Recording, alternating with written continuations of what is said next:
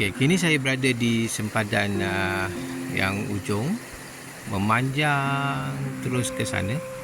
Memang sangat panjang tuan, beratus kaki panjangnya, dan air sungai yang jernih ini mengalir dalam tanah. Dia akan masuk ke dalam tanah, dia akan keluar ke sana.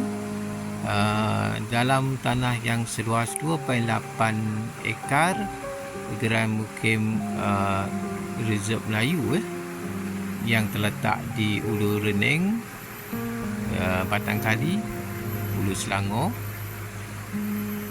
dan beberapa ratus meter saja ke Madrasah Radiatul Ulum.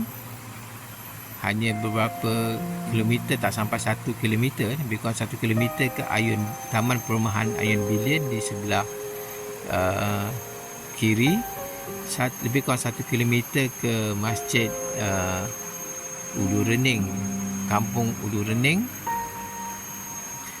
Di Kampung Ulu Rening pun banyak resort-resort cantik air sungai, dan lebih kurang dalam 7 km.